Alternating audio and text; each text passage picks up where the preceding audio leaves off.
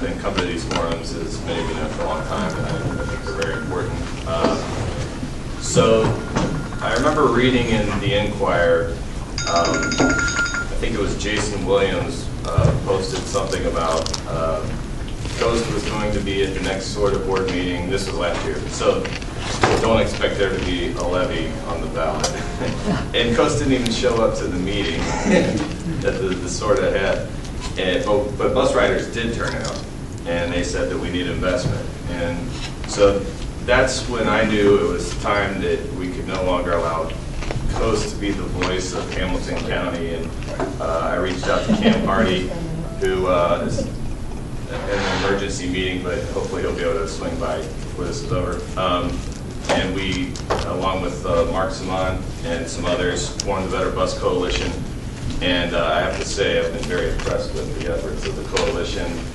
There's a lot of energy behind getting investment and improving our bus system, and I think it's definitely an issue that's time it's come.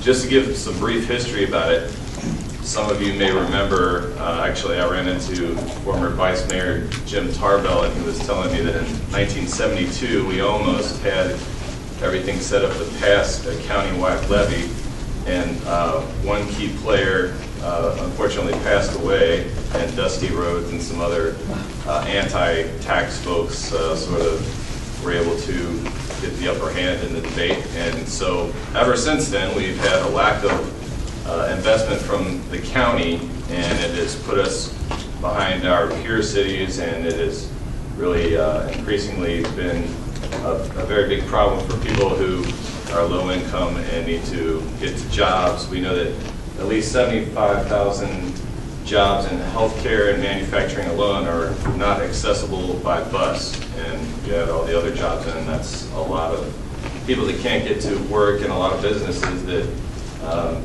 would do better. So we can open this up to discussion at the end, but right now I'm just going to introduce you to our, we call him the data dude of the Better Bus Coalition, Mark Sanaan, and he is really very knowledgeable. He's a bus rider as well as an Uber driver on the side, and so he knows about transportation probably better than anybody else I know. So Mark. Thanks, Justin. I also wanted to acknowledge Barbara Wolf, who's here. There's a core member of the Better Bus Coalition. So a quick aside about driving for Uber. A lot of the people that I've picked up, especially at night, are people who either their car is in the shop and they need to get to their night job, whatever it is, or they don't have a car and they've missed their bus and the next one doesn't come for 45 minutes, so they're willing to shell out $10 to get to where they need to go. And this is on top of the usual weekend crowd. So that's something that I've noticed personally, is that people are relying right now on the more expensive options to get them to where they need to go because they can't afford to not get there. So what's lacking? Our bus system was set up for 1970s Cincinnati, where most people work downtown or in the core of the city, and then after 5 they would all leave, go back to their neighborhood or their suburb, and it was mostly set up as a downtown commuting tool because that was what was needed at the time. But since then, obviously things have shifted. So we have job centers in Blue Ash, in Mason, in Westchester, in Fairfield, in Erlanger, in Hebron by CBG. And our system is just not set up to get people to those areas at the times that they need to be there. And so a lot of this problem comes from the downtown service. So if you are on Reading Road and you need to get to Montgomery Road, which are right next to each other, maybe a mile apart, you got to go downtown first, and then you got to transfer to come back out. So what is a 10-minute drive is an hour on the bus. And so because of that, a lot of the people who end up using our service are people who have no other choice. So we've lost the choice rider, the people who choose to take public transit. Now I'm one of those, I'm one of the very few. But what this does is it makes people's commutes very long. So hours and hours out of people's day are just spent sitting on the bus. And one way to solve that is with better crosstown or east-west service. So right now we have 3 lines in the entire system that do not go downtown. They are fairly infrequent, with an exception, but they are also only in the city of Cincinnati. So if you need to go outside the city limits, you have a problem. You're going to be transferring a couple times. We have one major hub, and that's Government Square over there. Metro has sort of built smaller transit centers around UC, the hospital areas. They're constructing a mini transit center in Oakley and a mini transit center in Northside. Now, that's great first steps, but we really do need more hubs outside of the urban core. So we're talking not only Northside and Oakley, but Bond Hill, the center of Hamilton County, the perfect location for a transit hub. Kenwood Town Center, Tri-County Mall, Northgate, and Anderson are all places that should act as hubs in our system to spread the network countywide. And finally, we have a lack of rapid transit. So beyond your early morning and late afternoon express routes that run from suburban communities in and then back out, if you want to get somewhere, you're getting on a local bus. It doesn't matter how far you're going. It doesn't really matter what you're doing. You're going to be spending a long time going, even if you're just on the same corridor. You know, if I'm downtown and I need to get to Tri-County Mall, I'm going to hop on the 78, and it's going to take me about 75 minutes, depending on traffic. And so, because of that, it just takes so long to get anywhere, even if you don't have to transfer. And contrary to popular belief, you know, within the city of Cincinnati, you can actually get everywhere by bus. It just takes so long to do it. So our group has been meeting with members of the public. We've held open houses where people can give input on what they want to see. We've taken the general, you know, what do people think is wrong with our system, which is that east-west service, the hubs, and the rapid transit. And we developed a plan of our own to give people a visualization of what our transit system should and could be like. And so the main crux of that system is a bus rapid transit system in Hamilton County. Now, why bus rapid transit and not light rail?